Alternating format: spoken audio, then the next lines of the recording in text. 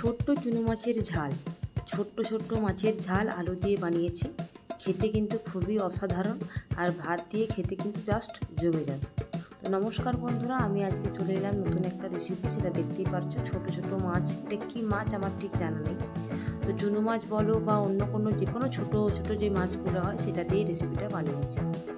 তো এই মাছটা বেশিক্ষণ বানাতে তো সময় লাগেই না, আর আমি একটু আজকে আলু দিয়ে বানিয়েছি, যেহেতু মাছটা আমার কম ছিল। আর এমনিতেও কিন্তু আলু দিয়ে খেতে বেশ ভালো লাগে। তো মাছটা প্রথমে এখানে আমি ভালো করে ধুয়ে নিচ্ছি। এই মাছটা কিন্তু খুব একটা আঁশ নেই। বেশ ভালোভাবে ধুয়ে নেওয়ার পর হলুদ দিয়ে ম্যারিনেট করে রেখেছিলাম। তার সঙ্গে আমি আলুও কেটে নিয়েছিলাম। এরপর কড়াইয়ের মধ্যে আমি রান্নার জন্য সরষের তেল ইউজ করেছি। সরষের তেলের মধ্যে আমি কিন্তু মাছগুলো দিয়ে বেশ ভালোভাবে ফ্রাই করে নেব। আর হ্যাঁ, এখানে কিন্তু মিডিয়াম ফ্লেমটা থাকবে, কিংবা হাই ফ্লেমও মাঝে মধ্যে রাখতে পারেন। মাছগুলো কিন্তু একটু বেশ ভালো ফ্রাই হলে তবেই ভালো লাগে, কারণ মাছের যেহেতু ঝাল হচ্ছে, ছোটো মাছ তো ফ্রাই একটু ডিপ ফ্রাই হলে ভালো লাগে। আর এইদিকে আমি আলুগুলো কেটে নিয়েছি ছোটো ছোটো পিস করে, আলু ভাজার মতো। তো যেই মাছের ভাজার তেল তাতেই আমি ভালো করে দিয়ে আলুগুলো কিন্তু ফ্রাই করে নেব। এইদিকে মশলার জন্য আমি কিন্তু নিয়ে নিয়েছি সামান্য জিরে, অল্প সর্ষে, আর সামান্য রসুন, পেঁয়াজও ব্যবহার করেছি। তার সঙ্গে শুকনো লঙ্কা ইউজ করেছি। আপনারা কিন্তু শুকনো লঙ্কা দেখে শুনে নিজের পরিমাণ মতো ব্যবহার করবেন, ঝাল আর নুনটি। এরপর কড়াইয়ের মধ্যে তেল ভালো করে আবার গরম করে নিলাম।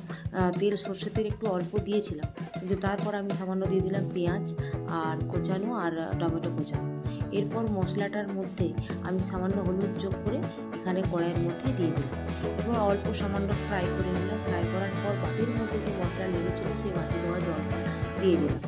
এরপর আমি এদিকে বাটির মধ্যে কিন্তু মাছটা আর আলুটা ফ্রাই করে একসাথেই রেখেছি, কেন কি আমার আলুগুলো প্রায় পুরো ভাজা হয়ে গেছে, আর মাছগুলো বেশ সুন্দরভাবেই ভেজেছিলাম। তো এরপর আমি কড়াইয়ের মধ্যে জল দেওয়ার পর যখন ফুটে এসেছে, মাছগুলো আমি যোগ করে দিয়েছি। তো এখন এই মাছটা কিন্তু মিডিয়াম আঁচে সামান্য ফুটবে। তো মাছটা আমার দেখো এখানে পুরো রেডি হয়ে গেছে। আমি এরপর এখানে সামান্য একটু ধনেপাতা কুচি ওপর থেকে গার্নিশ করে দিয়েছি। তো দেখো মাছটা রেডি। সামান্য গ্রেভি রেখেছি, আপনারা যেমন চাইবেন সেরকম গ্রেভি রাখতে পারেন। আমি মাখাভাবেই রেখেছি। আর এটা কিন্তু খেতে খুবই সুন্দর হয়েছিল। চুনো মাছের ঝাল, ছোট্ট মাছ যে মাছটাকে বলে, সেই মাছটার ঝাল দেওয়া বেশ ভালোই লাগে। আর বাঙালি মানে মাছের নানা রকম রেসিপি কিন্তু জানি, সবাই জানে। তো যাই হোক, এটা অত্যন্ত সিম্পল রেসিপিটি কেমন লাগলো অবশ্যই আমাকে কমেন্ট করে জানিও।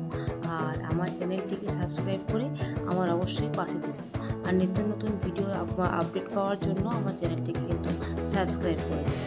আর এই রেসিপিটি বানিয়ে দেখুন কেমন লাগলো, আর বাড়ির সবাইকে খাইয়ে দেখুন সবাই কী বলে।